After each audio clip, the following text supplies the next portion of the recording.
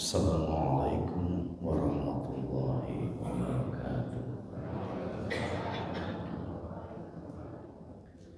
Innal hamdalillah nahmaduhu wa nasta'inuhu wa nastaghfiruh wa na'udzu billahi min syururi anfusina wa min sayyiati a'malina. Man yahdihillahu fala mudilla lahu wa man yudlil fala hadiya lahu. Asyhadu an la ilaha illallah wahdahu la syarika lah wa asyhadu anna Muhammadan abduhu wa rasuluhu alladzi la nabiyya ba'dahu. Allahumma shalli wa sallim wa barik ala sayyidina Muhammad wa ala ali sayyidina Muhammad wa man tabi'ahum bi ihsan ila yaumiddin. Ya ayyuhalladzina amanu taqullaha haqqa tuqatih wa la tamutunna illa wa antum muslimun. Faqala Allah ta'ala fil kitabihil karim, a'udzu billahi as-sami'il 'alim minasy syaithanir rajim wa hamzihi wa nafthihi wa nafthihi. Bismillahirrahmanirrahim. Kutiba 'alaikumul qitalu fahuwa kurhun lakum wa asa an takrahu syai'an wa huwa khairul lakum wa asa an tuhibbu syai'an wa huwa syarrul lakum wallahu ya'lamu wa antum la ta'lamun. Subhanakallahumma wa bihamdika asyhadu an la ilaha illa anta astaghfiruka wa atubu ilaik. Qala Rasulullah sallallahu alaihi wasallam, man salaka tariqan yaltamisu fihi ilman sahalallahu lahu bihi tariqan ilal jannah. Ba'd. Rabbi shrah li sadri wa yassir li amri wahlul 'uqdatam min lisani yafqahu qawli. Rabbi zidni ilman warzuqni fahman bi rahmatika ya arhamar rahimin. Amin ya Allah ya Rabbal alamin. Semoga yang setelah sholat subuh duduk di sini di majelis ilmu ini, Allah akan muliakan derajatnya di akhirat. Semoga yang duduk di masjid tercinta Al-Fitrah untuk bermajelis ilmu ini, Allah akan berikan kebahagiaan dunia dan di akhirat. Semoga yang mendengarkan dan menjadikan hikmah dari majelis ilmu ini, Allah akan wafatkan dalam husnul khatimah dan Allah meridai kita untuk menjadi ahlul jannah. Amin ya Allah ya Rabbal alamin. Ada sesuatu di dalam diri manusia yang terkadang mereka dibatasi oleh pola pikirnya, yang dimana sesuatu ini berhubungan dengan apa yang dia suka ataupun dia tidak sukai. Oleh karena itu, mudah-mudahan di pengajian pagi ini, di subuh yang indah ini, mudah-mudahan kita bisa mengambil hikmahnya. Sesuatu itu bernama takdir. Kalau kita mencermati, takdir ini adalah sebuah ketetapan, ketentuan dari Allah Subhanahu wa Ta'ala, yang mau tidak mau harus kita lewati, yang mau tidak mau harus kita jemput, yang mau tidak mau kita harus terima. Karena sesungguhnya takdir itu adalah ketetapan dari Allah Subhanahu wa Ta'ala, suka atau tidak suka, yang kita rasa baik atau kita rasa tidak baik. Jadi sebelum dimulai, saya ingin bertanya seperti biasa. Saya ingin bertanya pada jamaah yang duduk di sini, yang nyarande kanu tembok tuh, bari nundutan. Nah, dari bapak tuh, can oge jam 8 geus kieu deui. Tenang tuh. Baik, sebelah kanan saya, Pak, ada yang bisa menjawab apa itu takdir?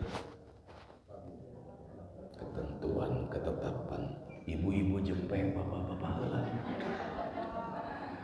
Apa Pak? Ketetapan Allah. Baik. Kira-kira takdir itu ada berapa macam?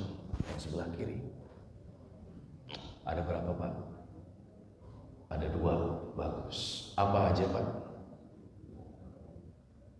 1, takdir yang pertama adalah mu'alaq. Mu'alaq. Bukan mu'alaf, mu'alaq. Apa itu mu'alaq? Adalah ketentuan Allah yang bisa dirubah. Rezeki bisa dirubah? Rezeki bisa dirubah? Sehat, sakit, sakit, sehat. Pintar, tidak pintar. Tahu, tidak tahu. Dari tidak tahu menjadi tahu. Bisa dirubah? Ibu, anak-anak ingin pinter, sok sakolakeun, ikhtiarna. Bisa berubah Bu? Dari tidak bisa berhitung jadi bisa berhitung. Kalau rezeki bisa dirubah, eta keukeuh bisa berubah nggak? Ceuk saha? Tah mimiti ngararaco. Rezeki bisa dirubah nggak Pak? Tadi tidak, ayeuna bisa. Rezeki bisa dirubah? Yang bisa siapa? Angkat tangan. Ari ngomong sadayana, ari yang ngacungna duaan hiji dua. Rezeki nggak bisa dirubah Pak, nggak bisa dirubah. Ketika Allah tetapkan hidupmu sampai matimu, rezekinya telah disandingkan denganmu. Bapak oleh Allah ditakdirkan nanti hidup sampai umur 63 tahun, misal. Rezekinya 10 miliar, amin. Sampai 63 tahun nanti Bapak wafat, rezekinya tidak akan bertambah, tidak akan dikurangi, tetap 10 miliar. Bapak mau adug-adugan, tiberang tepikeun ka peuting, peuting itu tepikeun ka isuk deui, digawe sakitu we 10 miliar. Yang bisa berubah apanya Pak? Dalam rezeki. Apa Pak? Mendapatkannya, berkah atau tidak, halal atau haram. Aduh Ustadz Mega, saya mah pengen jadi Pak RT jeung RW we, supados bisa nyandakan artos warga. Nah, rezekinya nanti termasuk dalam 10 miliar tersebut, cuman mendapatkannya halal atau haram itu yang jadi PR. Maka rezeki adalah salah satu ketentuan Allah yang tidak bisa dirubah. Jangan pagi jadi siang, siang jadi malam. Oleh karena itu jangan pernah beranggapan bahwasanya dengan korupsi rezeki saya akan bertambah, tidak. Jadi kalau ada orang mindsetnya kalau korupsi, kalau mencuri, mengambil hak orang lain itu akan bertambah rezekinya, itu bodoh. Jadi rezeki itu adalah ketentuan dari Allah Subhanahu wa taala yang tidak bisa dirubah. Yang bisa dirubahnya cara mendapatkannya. Caranya baik atau buruk, halal atau haram, sehingga dalam rezeki itu ada keberkahan atau tidak. Berkah itu asal katanya dari barokah, yang artinya bertambahnya kebaikan. Maka sekali lagi jangan berpikir bahwasanya dengan bekerja dari pagi sampai malam nanti rezekinya akan lebih banyak. Enggak. Karena seseorang itu akan wafat setelah habis rezekinya. Well, sekali lagi, jadi rezeki bisa dirubah enggak? Jempe bapak-bapak. Bisa dirubah tidak Pak? Ini buat bapak yang kerja, kalau ibu kan di rumah ya bu. Jadi rezeki itu bisa dirubah pak. Bagian dari takdir pak. Bagian dari takdir kita, namanya takdir mubrom. Kalau mu'alak bisa dirubah. Yang nggak bisa dirubah namanya mubrom. Lahir seseorang, mati seseorang. Nah, jodoh bisa dirubah tidak pak? Jempe ibu bapak, ibu hari ibu kunaon. Jodoh bisa dirubah pak? Misal, akang yang pakai kopea menikah dengan istri pertama. Istri pertama meninggal ketika pernikahan umur 10 tahun. Berarti takdir rumah tangga dengan istri pertamanya selama 10 tahun. Ketemu lagi dengan istri kedua, nikah lagi, meninggal lagi istri keduanya. 5 tahun pernikahannya, berarti takdir Anda dengan istri kedua adalah 5 tahun. Ketemu lagi sama istri ketiga. Nah, udah akang mau banget pemain atuh. Ketemu lagi dengan istri ketiga, rumah tangganya berumur sampai 10 tahun. Anda wafat di situ. Berarti pernikahanmu 3 kali dengan 3 istri. Istri pertama takdirnya 10 tahun. Istri kedua takdirnya 5 tahun. Istri ketiga takdirnya 10 tahun. Berarti takdir hamba untuk menikah pada diri akang tersebut adalah 25 tahun. Well, jodoh bisa dirubah nggak? Tadi bisa aja nggak bisa. Mati bisa dirubah nggak? Mati. Wala yuakhirallahu nafsan idza jaa ajaluha. Wallahu khabirum bima ta'malun. Kalau kita sudah waktunya untuk wafat, ajalnya datang, nggak akan maju, nggak akan mundur. Jadi bisa dirubah nggak? Ibu mau nyumput di dalam benteng kokoh pun tetap mati itu pasti datang. Maka mati itu masuknya takdir mu'alaq, mubrom, nggak bisa berubah. Seorang bayi yang lahirnya pada tanggal 1 Juni 2026, mundur atau maju? Halo, assalamualaikum.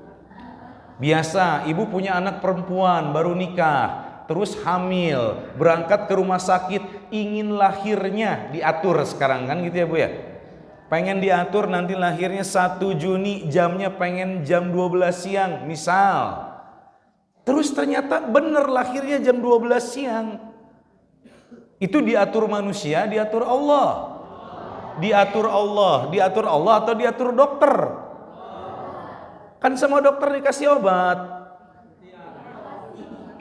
Kan sama dokter dikasih obat biar bukaannya kerangsang sampai jam 12 siang. Bukaannya sampai bukaan 15. Hanya poho lah bukaan sabarama. Betul, ternyata betul keluarnya jam 12. Itu takdir Allah bukan? Bisa dirubah tidak? Tidak, karena memang Allah telah catatkan bahwa bayi tersebut akan lahir 1 Juni 2026 jam 12 siang. Well, jadi takdir ada berapa bu? 2. 1 takdir mu'alaq. Takdir mu'alaq adalah ketentuan ketetapan dari Allah Azza wa Jalla yang bisa dirubah atau tidak? Yang bisa dirubah.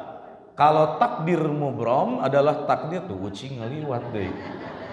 Kalau takdir mubrom adalah ketentuan dari Allah Subhanahu wa taala yang bisa dirubah atau tidak? Tidak bisa dirubah. Sekarang yang jadi pertanyaan, kalau kita mengalami sesuatu kepada diri kita, ternyata kita nggak seneng, itu takdir bukan? Halo, assalamualaikum. Tong jempewai lain jumahan. Hari tadi rame ngejawabna. Akhirnya jempe. Ibu mengalami sesuatu itu ibu nggak suka. Itu takdir buruk atau takdir baik? Misal ibu sekarang umurnya 60 tahun, penyakit mulai datang. Penyakit mulai datang, asam urat, pegel linu, encok, gejala stroke. Ibu suka enggak? Enggak? Kenapa enggak suka? Halo, assalamualaikum. Bapak, sekarang bapak enggak punya uang. Ngahuleng terus. Rek milu konvoy Persib oge teu bisa. Soalnya bapak teboga duit. Bapak suka tidak dengan keadaan bapak yang tidak punya uang? Tidak. Kenapa nggak suka, Pak? Pak, engke upami amega janten presiden artos 100.000 bari digentos ieu raraina sanes kurarai bapak engke mah. Wong digentos judulna suami durhaka. Ya wae. Baik, sekarang saya tanya, Pak, sakit itu takdir bukan? Mu'alak atau mubrom? Gak punya uang itu takdir bukan, Pak? Mu'alak atau mubrom? Yakin mu'alak? Kan katanya tadi rezeki itu mubrom. Halo, assalamualaikum. Bapak gak punya uang, suka tidak? Tidak, baik, sama, saya juga nggak suka, Pak. Nggak suka, tapi kira-kira bisa dirubah tidak? Jempek bapak, iya mah. Bisa dirubah tidak? Bisa. Kan tadi rezeki itu mubrom, Pak, nggak bisa dirubah, Pak. Sebentar. Ini konsepnya, baik, ini konsepnya. Allahu yabsutur rizqa liman yasha wa yaqdir. Wa farihu bil hayatid dunya wa mal hayatud dunya fil akhirati illa mata. Yang punya rezeki siapa, Pak? Allah. Yang memberikannya siapa, Pak? Yang mengambilnya siapa, Pak? Sekarang saya mau tanya, kalau rezeki itu bagian dari takdir, maka konsep rezeki lapang itu apa, Pak? Berkah. Ah, bagus, ta. Kalau rezeki itu adalah bagian dari takdir, berarti lapangnya karena apa, Pak? Halo, assalamualaikum. Bapak tong jempe wae lain jumahan. Ayo. Kalau rezeki itu adalah takdir, bagian dari takdir, maka lapangnya rezeki kita itu karena apa, Pak? Kan sudah diatur. Karena Allah sudah atur ini. Tidak akan seorang hamba itu wafat melainkan telah habis rezekinya. Gitu kan? Halo, assalamualaikum. Tidak akan seorang hamba itu wafat melainkan rezekinya sudah habis. Sekarang saya tanya, rezeki kita lapangnya karena apa? Karena apa, Pak? Giat, ikhtiar. Yakin? Halo, assalamualaikum. Bapak sekarang kerja siang, kerja malam, pagi dipakai kerja juga, sore dipakai kerja juga. Kan gak akan bertambah, Pak. Nah ini kadang-kadang yang kita salah pikir. Maka tolong ketika kita berpikir, sandingkan dengan zikir.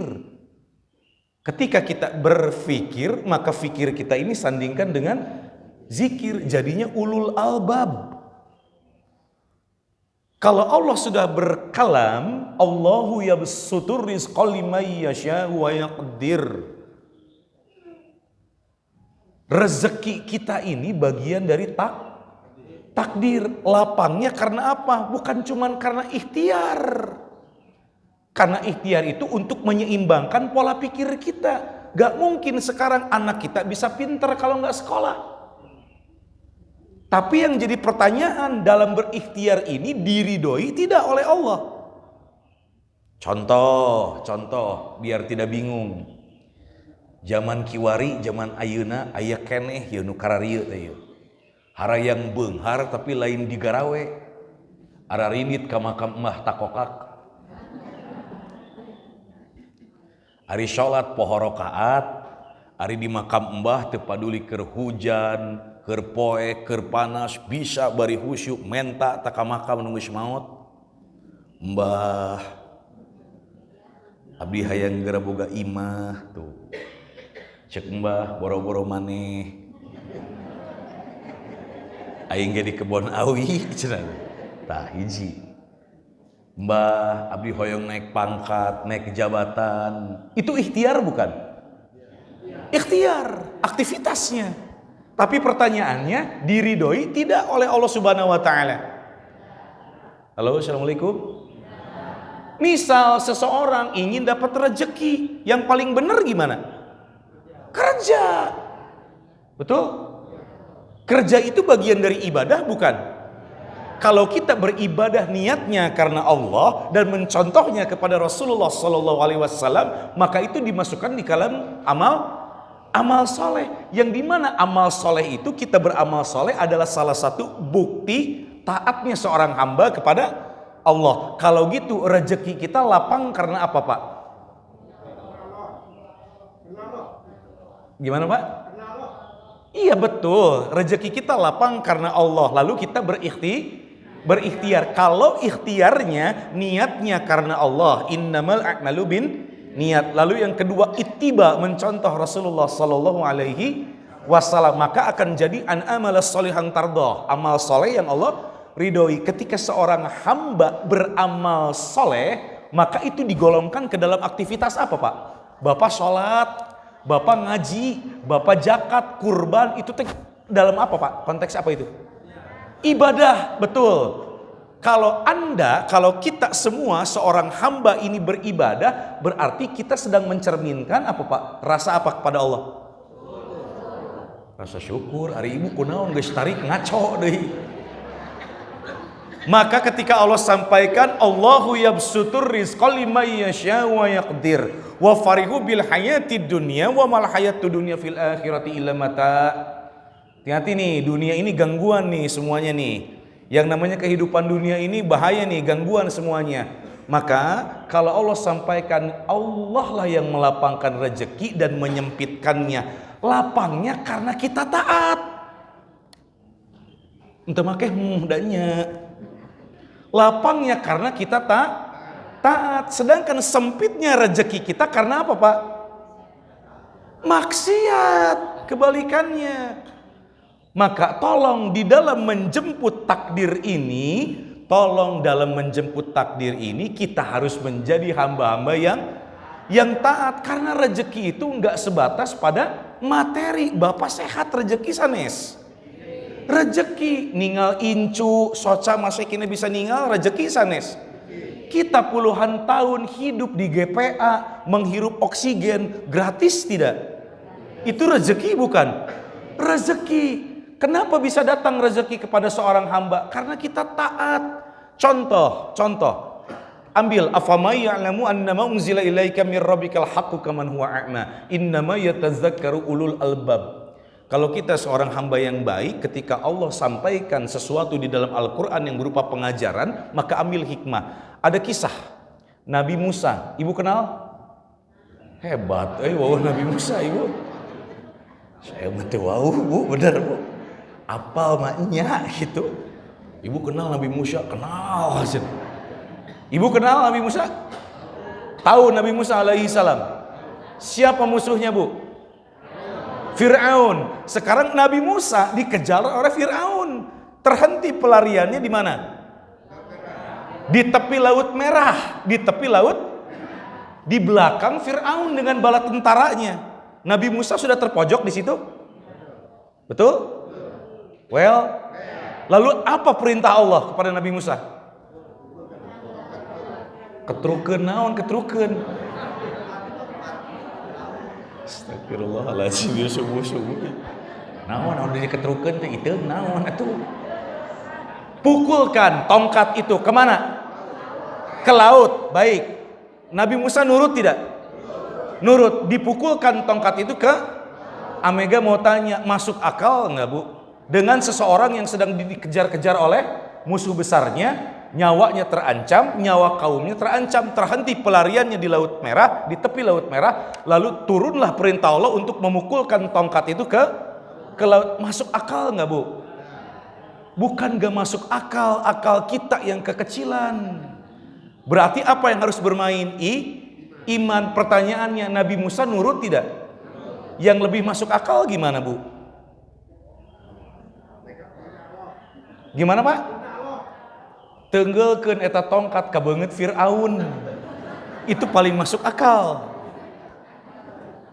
Setuju nggak Pak? Kalau nggak, arahkan, pukulkan tongkat itu ke muka Firaun. Bisa jadi Firaun tewas seketika. Betul tidak? Kekuatan Allah Azza wa Jalla dong. Betul?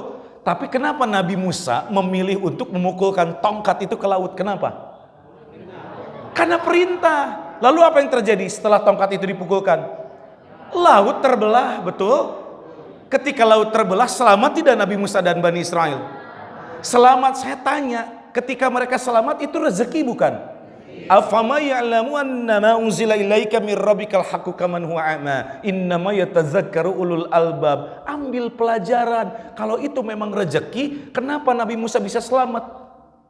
Karena beliau taat nurut kepada Allah. Maka tidak ada takdir yang buruk Pak, Bu. Gak ada takdir yang jelek, gak ada. Jelek teh kata siapa? Kata kita. Kenapa kita bisa menganggap sesuatu itu tidak baik? Karena kita tidak mampu menginterpretasikan bahasa cintanya Allah selama ini. Dibere gering, Gusti. Sulit ekonomi, ya Allah. Itu bagaimana seorang hamba untuk memahami bahasa cintanya? Maka Allah sampaikan, tolong Anda kerjanya cuma satu, jemput takdirnya, berdamai dengan takdirnya, cukup itu. Gimana Kang Mega? Wa asan takrahu syai'a wa huwa khairul lakum. Boleh jadi Anda ini tidak suka dengan sesuatu, tapi yakin sesuatu yang datang kepada kita akan membuat kita lebih baik. Maksudnya apa Kang Mega? Ibu sakit sekarang, suka? Enggak. Bapak sulit ekonomi, suka? Enggak. Tapi dengan kesulitan ekonomi Bapak, dengan sakitnya ibu terbaring di kasur, ibu sholatnya enggak ketinggalan. Tepat waktu. Bapak tahajudnya jadi lebih rajin. Ditambah sholat duha. Pandangan terjaga. Telinga ibu jaga. Lisan ibu jaga hanya untuk berkata yang baik. Hati berprasangka yang baik. Kakinya setiap waktu langkahnya ke tempat-tempat yang Allah senang. Datang ke masjid. Datang ke majelis ilmu. Itu baik tidak untuk kita Pak? Baik. Sekarang ibu berangkat ke pengajian. Kalau enggak ibu berangkat ke undangan, tetangga mau nikahin. Anu sanes mah di mehongan halis teh. Biwir di bereman, emas rencem, segala dipake. Ditanya sama tetangga, menigelisnya di depan mata manusia. Tapi yang berdandan keluar rumahnya, suaminya enggak ridho, Bu. Mungkin baik kelihatannya depan manusia, menigelis, menicetar siga artis, tapi sesungguhnya sedang diseret kemana? Ke dalam murkanya Allah. Baik tidak? Tidak baik. Jadi sesuatu yang datang kepada kita namun kelak akan membuat kita lalai, itu baik atau tidak? Tidak. Maka Allah sampaikan, wa asan takrahu syai'a wa huwa khairul lakum. Boleh jadi Anda tidak suka dengan satu keadaan, tapi sebetulnya keadaan itu kalau imanmu dapat mengkonfirmasi bahwa ini sebetulnya adalah salah satu tanda kasih sayangnya Allah kepada seorang hamba untuk lebih mendekat dengan cepat, tepat, dan akurat, itu baik untuk kita demi Allah. Berapa banyak orang yang sakit terbaring sekarang di rumah sakit, terbaring di rumahnya, terbaring di kasurnya, dengar suara pengajian ini. Berapa banyak orang yang rindu untuk datang ke masjid. Banyak. Tapi dengan mereka terbaring di kasur, apa yang terjadi? Lisannya gak pernah berhenti untuk berzikir. Astagfirullahaladzim. Astagfirullahaladzim. Sekarang sebaliknya, wa sa'an tuhibbu syai'a wa huwa syarrul lakum. Boleh jadi Anda suka dengan sesuatu, tapi itu gak akan bikin Anda jadi baik. Contoh, ibu berangkat ke pengajian dengan teman yang terbaring sakit, tapi lisannya berzikir, sholatnya gak ketinggalan, baca Al-Qurannya setiap hari gak ketinggalan. dari sakitnya setiap hari jadi ahli sedekah. Dengan ibu sekarang yang sehat, yang cinta datang ke majelis ilmu, balik di majelis ilmu ngomongkan ustad. Aya nu sok ngomongkan ustad di dia. Aya da tiungna warna hideung. Itu baik tidak? Sekarang Bapak dikasih harta, rumah di GPA besar-besar. Siapa yang nggak tahu komplek GPA sih? Siapa yang nggak paham, yang nggak hafal komplek GPA? Semua tahu. Oh iya, di situ rumahnya gede-gede. Bapak punya mobil, punya rumah, tapi jadi pedit kanu sodako. Tah, mulai jerempek. Seminggu yang lalu Bapak baru beli mobil baru. Tapi dari mobil barunya Bapak udah gak pernah ke masjid lagi. Kerjaannya jalan-jalan, kaci ater, kaci panas, Garut, ngeem terus. Masjid udah gak pernah Bapak datengin lagi. Baik tidak? Bapak sekarang dikasih sehat, badannya dikasih sehat, tapi udah gak pernah datang lagi ke pengajian. Senengnya terus jalan-jalan, konvoy. Aya nu kitu di dia. Aya da nyararannya kanu temok. Baik tidak untuk kita, Pak? Ibu jempe, iya bapak, iya mah bapak yakin. Baik tidak? Sekarang ketika seseorang diberikan harta berlebih ternyata jadi pedit sedekah. Ketika seseorang diberikan badan yang sehat udah gak pernah datang lagi sholat subuh ke masjid. Itu baik tidak untuk kita? Enggak. Maka Allah sampaikan sesuatu yang datang kepada diri kita, menurut kita ini enggak baik, muhasabah diri kita. Kenapa? Bisa jadi itu adalah cara Allah untuk menegur seorang hambanya untuk kembali dengan cepat dan tepat. Maka tidak ada takdir yang buruk. Yang buruk itu pikiran kita. Saya kemarin punya teman, Pak. Kemarin ketemu sama teman saya punya bengkel, udah sukses sekarang, alhamdulillah, masya Allah, Allahumma barik, sukses bengkelnya, Pak. Saking suksesnya, masya Allah, Allah tambahkan yang namanya kenikmatan hartanya. Tapi apa yang terjadi? Dia curhat sama saya. Kenapa ya, Tad? Saya tuh sekarang jadi sulit tahajud, katanya. Yang dulunya dia nggak punya apa-apa, tahajudnya hampir setiap hari, setiap malam bangun. Tapi ketika punya sesuatu, tahajudnya jadi lupa. Apa yang terjadi? 2 tahun dia lalai dari tahajudnya, akhirnya ditegur oleh Allah, diambil anaknya. Nah ini jadi masalah buat kita. Maka hati kita harus lapang. Yang punya hati sekarang siapa? Allah. Yang menggenggamnya siapa? Allah. Yang membolak-balikannya siapa? Allah. Mudah untuk Allah mengambil sesuatu dari kita, itu mudah. Maka segala sesuatu yang terjadi pada diri kita itu nggak ada yang nggak baik, semuanya baik. Hanya saja kita sebagai seorang hamba yang imannya tidak baik, maka jadinya gagal faham ketika sesuatu itu dirasa kesedihan, kemelaratan, kesakitan, sakit yang nggak sembuh-sembuh. Apapun yang kita rasa ini tidak suka, anggota keluarga meninggal. Wah, ini takdir yang tidak baik. Bukan. Maka Allah sampaikan sekali lagi, boleh jadi kalian tidak suka dengan sesuatu, tapi sesungguhnya itu akan membuat kita menjadi lebih baik. Apa maksudnya? Dengan kehilangan, dengan sakit, dengan kesedihan, dengan kemelaratan akan membuat seorang hamba menjadi lebih dekat dengan Rabb-nya. Tapi ternyata sebaliknya, diberikan kenikmatan. Makanya Allah sampaikan tuh di Al-Quran surat 20 Thaha ayat 131, wala tamuddanna 'ainaika ila ma matta'na bihi azwajan minhum zahratal hayatid dunya linaftinahum fihi wa rizqur rabbika khairu wa abqa. Dan janganlah sekali-kali mata kita ini, Bu, memandang kepada orang-orang yang telah Allah berikan nikmat, Bu. Jangan, Bu. Lihat tetangga rumahnya 2 lantai, ibu nu paranas tiris. Ningali tatanggi ngagaleuh kulkas, ibu anu gugulitikan. ningali tatanggi emasna reuncem, ibu nu siga cacing kepanasan, enggak usah. Karena kenapa kata Allah, dan janganlah sekali-kali kalian mengarahkan pandangan kalian kepada orang-orang yang telah aku berikan nikmat. Jangan, kata Allah. Bestimu beli mobil baru, alhamdulillah. Bestimu emasna beki reuncem, masya Allah.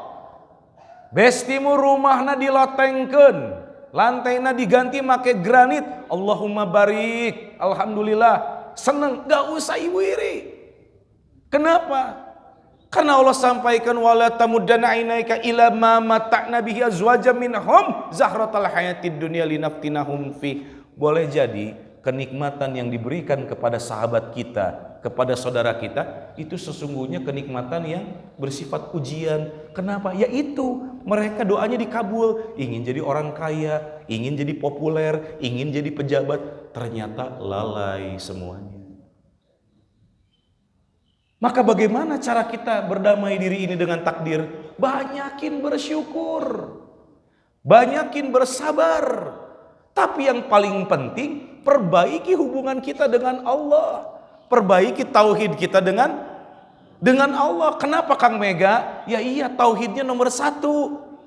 Kalau seorang hamba diberikan ujian, kalau seorang hamba ditimpakan sesuatu pada dirinya, kalau hubungannya baik dengan Allah, dia akan selalu berhusnuzon bahwa segala sesuatu yang terjadi pada dirinya ini telah ditulis dengan baik oleh Allah, disegel dalam rahmatnya Allah. Jadi seorang hamba itu akan tenang, hatinya gak banyak resah. Kenapa sekarang kita banyak resah hidup? Kenapa banyak ketakutan? Karena kita banyak memikirkan yang belum terjadi. Padahal yang belum terjadi itu semuanya dalam genggaman Allah. Berarti kita nggak yakin sama Allah. Bapak sekarang hanya berpikir, aduh besok kumaha hanya budak sekolah ongkosna, itu kita sudah bikin dosa besar, Pak. Enjing tuang naonnya, itu kita sudah berbuat dosa yang sangat besar sekali, Pak. Kan kita percaya rezeki kita itu sudah ada yang mengatur. Kehidupan kita sudah ada yang mengatur. Tugas kita cuma 1, ikhtiar dan berserah diri. Lahu mu'aqibatum min baini yadayhi wa min khalfihi yahfazunahu min amrillah. Innallaha la yughayyiru ma biqaumin hatta yughayyiru ma bi anfusihim. Wa idza radallahu biqaumin su'an fala maraddalah wa ma lahum min dunihi miwal. Sesungguhnya Allah tidak akan rubah nasib satu kaum melainkan mereka berikhtiar. Setelah berikhtiar, serahkan baru kepada Allah. Namanya tawakal. Itu tugas kita. Maka nggak usah dunia ini dikejar terlalu capek. Sejauh-jauh kita berlari, Pak. Secapek-capeknya kita berlari, Pak. Jatuhnya kemana, Pak?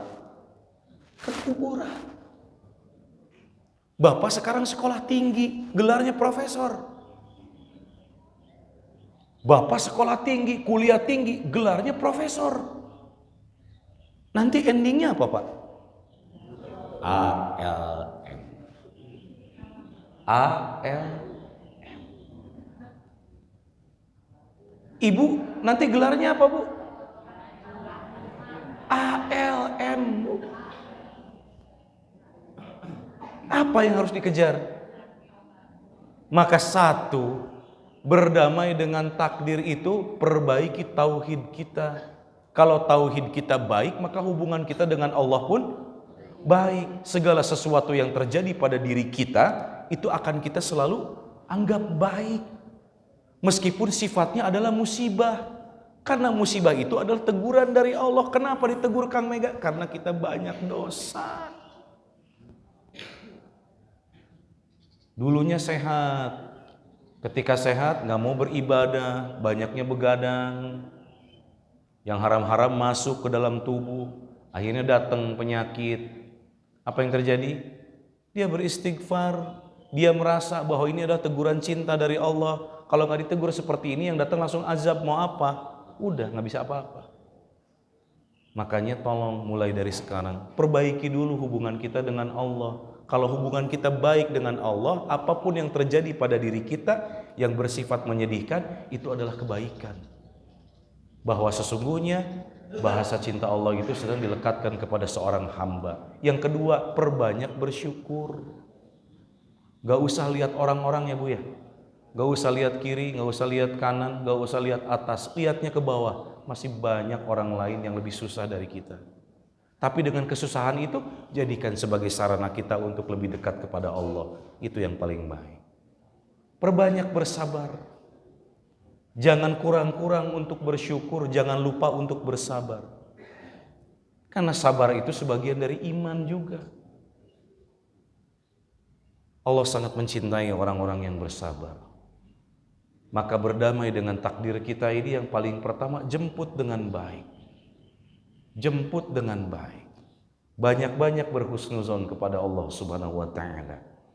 Banyak-banyak kita memperbaiki hubungan kita dengan Allah Subhanahu wa taala. Perbanyak rasa syukur kita, pertebal rasa sabar kita. Karena semuanya akan kembali menjadi indah. Itu kuncinya. Jadi apa Bu tadi Bu? Bersyukur, sabar. Lalu jangan lupa perbaiki hubungan kita dengan Allah. Barakallahu li wa lakum fil Qur'anil azim. Kalau ada pertanyaan, mangga silakan.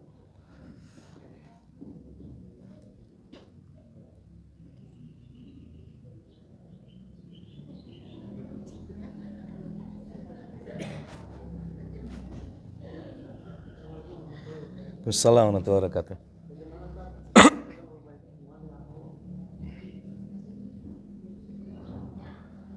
Ada pertanyaan bagaimana memperbaiki hubungan dengan Allah? Jawabannya di Al-Quran surat 7 ayat 172. Wa idh akhadha rabbuka min bani Adam min zuhurihim zurriyyatahum wa ashhadahum ala anfusihim alastu bi rabbikum qalu bala syahidna. Jadi ada kalimat bahwasanya wa ashhadahum ala anfusihim alastu bi rabbikum qalu bala syahidna. Hubungan seorang hamba dengan Allah itu pada dasarnya baik. Sekali lagi ya Bu ya. Hei, iteung tong ribut wae, geus ngasan dicekek encan. Ibu perhatikan. Pada dasarnya hubungan seorang hamba dengan Allah itu baik. Apa dalilnya Kang Mega? Quran surat ke-7, ayatnya ke-172. Bahwasanya seorang hamba itu bersaksi Tuhannya adalah Allah. Ketika ruhnya diciptakan, diambil persaksian, bukankah aku ini Tuhanmu? Lalu ruhnya menjawab, qalu bala syahidna, betul engkau adalah Tuhan kami bersaksi. Tapi ditutup dengan kalimat antaqulu yaumal qiyamati inna kunna an hadza ghafilin. Dari hubungan yang baik Allah sampaikan nanti kalian akan lalai terhadap persaksian ini. Kenapa? Karena Allah ciptakan manusia itu diiringi dengan satu instrumen namanya nafas. Al-Quran surat 91 ayat ke-7 ayat ke-8. Wa nafsi wa ma sawwaha fa'alhamaha fujuraha wa taqwaha. Ditanamkan satu instrumen yang kelak instrumen ini akan mengantarkan manusia ke arah fujur atau ke arah takwa. Kalau ke arah takwa berarti hubungannya dengan Allah baik. Tapi fujuroha, ke arah fujur, berarti ada hubungan yang tidak baik dengan Allah. Kenapa? Karena nafs ini kelak akan selalu mengantarkan manusia kepada arah-arah yang tidak baik.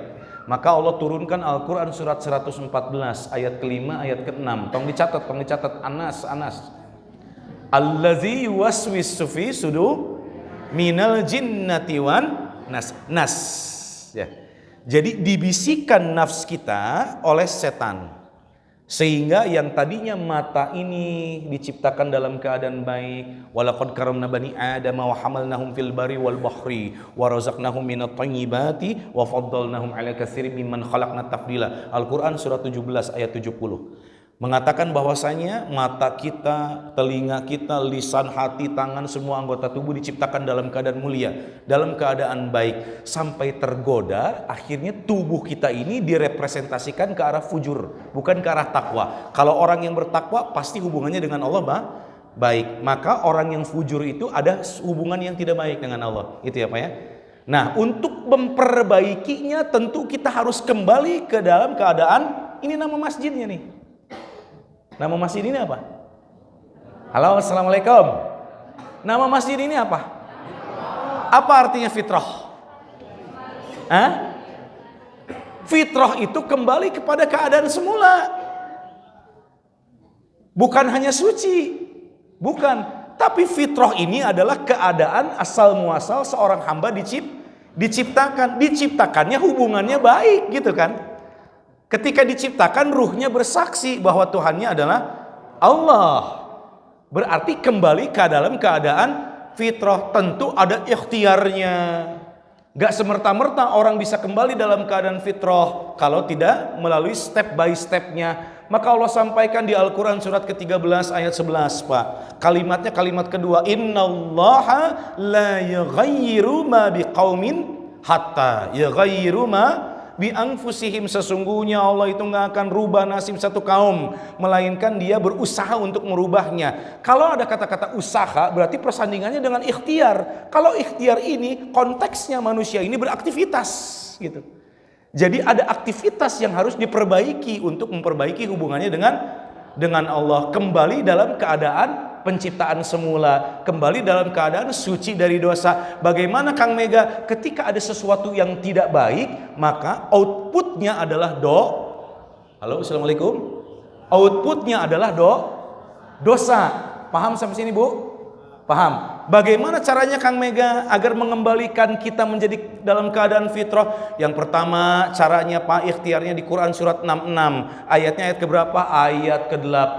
Ya ayyuhalladzina amanu tubu ilallahi taubatan nasuha dulu. Untuk memperbaiki hubungan kita dengan Rob kita, yang paling pertama kita menyadari dulu kalau kita ini seorang hamba, itu dulu. Gak mungkin sekarang kalau kita gak sampai ke sana lalu kita akan baik-baik saja. Enggak, kenapa? Kalau kita ngerasa gak punya Tuhan, terus-terusan nanti matanya maksiat.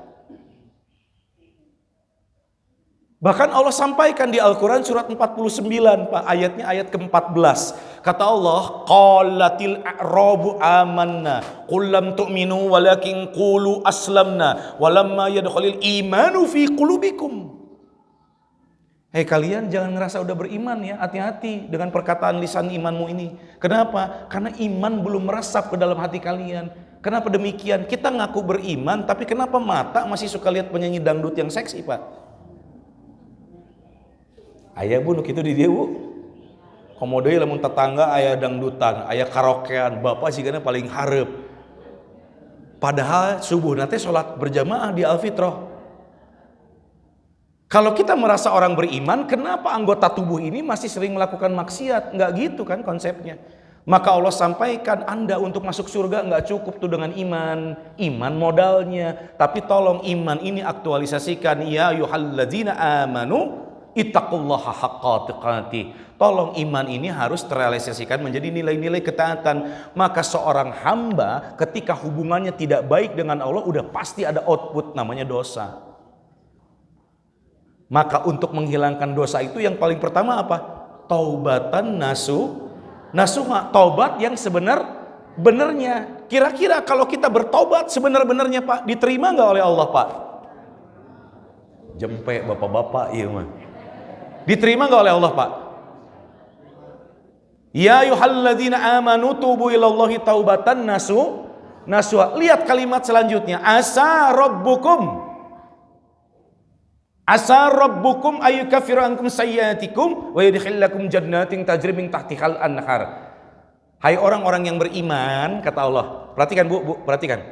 Hai orang-orang yang ini ayatnya ditujukan kepada orang-orang yang orang-orang yang beriman. Kenapa? Orang yang beriman itu enggak luput nanti dari dosa. Makanya ketika Allah sampaikan ya ayyuhallazina amanu tubu ilallahi taubatan nasuha. Hai orang-orang yang beriman, segera Anda untuk melakukan taubatan nasuha. Karena Allah tahu ketika kita beriman cuma dalam lisan, tapi dalam perbuatan tidak pernah teraktualisasikan menjadi ketaatan. Maka jangan kaget kalau nanti di neraka banyaknya orang-orang beriman dulu.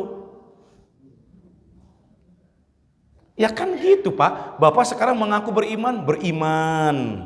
Tapi punten pagi beriman, siang lupa lagi. Sore beriman, malam amnesia. Iya kan gitu kita. Paginya kita sholat subuh berjamaah, nanti siangnya ngomongkeun ustad. Sorenya kita taubat lagi, malamnya dangdutan deui. Ningali nu ngigel seksi deui. Maka tolong Allah sampaikan asa rabbukum. Yang orang Sunda di sini siapa? Mohon maaf. Orang Sunda saha di dieu punten. Seueur orang Sunda. Bu punten ieu simkuring bade tumaros. Upami ibu nguping kalimat ieu asa si eta nu ngaliwat, asa Bu. Asa, kalau asa satu kepastian atau bukan? Asa si eta tapi lain dah asa. Jadi itu satu kepastian bukan? Maka Allah sampaikan asa rabbukum, mudah-mudahan Tuhanmu mengampunimu. Karena enggak semua orang yang bertobat itu betul-betul diterima. Maka pertaubatan ini tunjukkan dengan fastaqim kama umirta wa man taba ma'aka wala tatghaw. Tunjukkan Anda ini memang bertobat istiqomah sampai Anda wafat. Jadi para ulama sebagian mengatakan bahwasanya dengan taubatan nasuha ada yang diterima, ada yang belum tentu. Tapi sebagian mengatakan kalimatnya pakai ain, Pak, bukan hamzah, bukan alif. Asar rabbukum. Maka dari kata-kata mudah-mudahan ini menjadi satu kepastian. Jadi ada sebagian yang berpendapat ketika seorang hamba bertaubatan nasuha, satu ada yang langsung diterima, ada sebagian berpendapat juga bahwasanya belum diterima. Kenapa? Karena Allah lihat dulu, dilihat juga dari dosanya. Gusti, abdi tobat, mau ngomongkeun deui batur, mau janji ya Allah. Udah diterima nggak oleh Allah? Diterima nggak? Yakin? Beres tobat ketemu sama tetangga, ece ka dieu geura. Aya naon? Aya berita anyar. Taubatan nasuha. Kunaon sieun ka neraka hutomah. Nya nya abdi mau ngomongkeun deui batur, moal jiga si ibu eta kieu. Kira-kira. Maka yang dibutuhkan adalah istiqomahnya. Nanti kalau suatu saat ada pengajian lagi, kita bahas tentang yang namanya istiqomah ya. Ini karena yang paling berat istiqomah. Maka caranya untuk memperbaiki hubungan dengan Allah, yang paling pertama tolong dulu taubatan nasuha. Kenapa? Ada hubungan yang tidak baik, outputnya sudah pasti dosa. Kalau orang-orang berdosa, bala man kassaba sayyi'ata wa hatat bihi khati'atu fa ulaika ashabun nar hum fiha khalidun. Hati-hati itu. Maka yang kedua, ikhtiar kita untuk memperbaiki hubungan dengan Allah. Al-Quran surat 29 ayat 45 dibuka dengan kalimat utlu ma uhiya ilaika minal kitab. Iqra bismi rabbikal ladzi khalaqa. Iqra apa artinya? Kalau utlu apa artinya? Sama, baca, tapi beda Bu ejawantahnya. Kalau iqra Anda cukup baca, nggak paham nggak masalah. Tapi kalau utlu, baca, pahami, lalu amal. Kenapa amalkan? Kita manusia, butuhnya pengamalan. Bagaimana kita mau beramal kalau kita nggak baca, kalau kita nggak paham? Maka kalau memperbaiki hubungan dengan Allah itu, baca Al-Quran, pahami, lalu amalkan. Kenapa Kang Mega kita harus paham loh? Kita harus paham. Gimana kita mau mengamalkan kalau kita nggak paham apa yang Allah perintahkan? Maka baca, pahami Al-Quran sampai kita paham mana perintah, mana larangan. Baca, pahami Al-Quran sampai kita paham mana yang hak, mana yang batil. Baca, pahami Al-Quran sampai kita paham mana yang munkar, mana yang nakir. Guys ngaco yang eureunana. Geus sajam, geus ke dieu. Mana yang munkar, mana yang nakir. Alus pisan Bu. Pak, saya tausiah dari tahun 2010 Pak. Keluar daerah, keluar Jawa Barat, provinsi, pulau, Kalimantan, Sumatera, keluar negeri. Alhamdulillah Pak, di dia jamaah paling ngaco. Mana yang munkar, mana yang nakir. Nakir mah baladna malaikat, munkar iteung. Ya, baca, pahami Al-Quran sampai kita paham mana yang munkar, mana yang ma'ruf. Eta nakir deui Ibu. Tobat. Ya. Wa aqimis shalah, memperbaiki hubungan kita dengan Allah, tolong tegakkan salat. Karena Allah ada janji kalimatnya tuh, inna sholata tanha anil fahsya'i wal munkar. Kalau salat kita baik, maka Allah akan jauhkan perbuatan kita dari perbuatan keji dan munkar. Kebalikan perbuatan munkar adalah eta nakir deui, ma'ruf lagi. Ma'ruf itu artinya baik, menunjuknya kepada sikap. Kalau seseorang itu ma'ruf berarti sikapnya baik. Mata, telinga, lisan, hati, tangan, kaki ini hanya akan diarahkan ke dalam hal-hal yang baik. Well, lalu gimana memperbaiki hubungan kita dengan Allah? Cepat banyak-banyak ingat mati. Karena dengan mengingat mati maka hati menjadi lembut. Mustahil sekarang seorang hamba mengingat mati tapi hatinya nggak jadi lembut. Itu berarti hubungannya udah nggak baik bener. Maka 3 perkara dulu yang saya kasih payah, sebenarnya masih banyak. Yang pertama, perbaiki tauhidnya, ya, perbaiki kalimat syahadatnya. Makanya Kang Mega tuh bu perhatikan bu, ini saya bukan curhat Pak, punten Pak, ini bukan curhat. Saya tuh kenapa doa iftitahnya pakai Allahumma ba'id baini wa baina khatayaya kama ba'adta bainal masyriqi wal maghrib. Karena saya ngerasa setiap hari bikin dosa. Jadi ketika sholat dalam doa iftitah itu inginnya kalimat pertama diampuni dulu oleh Allah. Allahumma ba'id baini wa baina khatayaya kama ba'adta bainal masyriqi wal maghrib. Kenapa Kang Mega? Kadang-kadang Kang Mega kalau pakai iftitah yang lain bukan tidak baik, bagus. Takut karena ada kalimat ini bu, innas salati wa nusuki wa mahyaya wa mamati. Nah, bener nggak udah lillah belum kena Allah Pak? Tah ulang-ulang deh. Sekarang Bapak kerja bener-bener udah lillah Pak? Karena Allah lillah nggak? Yakin? Sok ayeuna bapak gawe misalkan tapi teu digaji datang deui moal. Makana ngeri innas sholati wa nusuki wa mahyaya wa ma lillahi rabbil. Sok ibu udah lillah belum karena Allah? Tah engke orang bahas deui di dalam istiqomah. Ya, itu dulu 3 perkara apa ya? Perbaiki tauhid, taubatan nasuha. Baca Al-Qur'an, pahami lalu amalkan. Yang ketiga, perbaiki karena membaca Al-Quran harus paham mana perintah, mana larang, mana yang hak, mana yang munkar, mana yang ma'ruf. Perbaiki sholat karena sesungguhnya sholat itu mencegah dari perbuatan keji dan munkar. Kebalikan dari perbuatan munkar adalah ma'ruf. Alhamdulillah.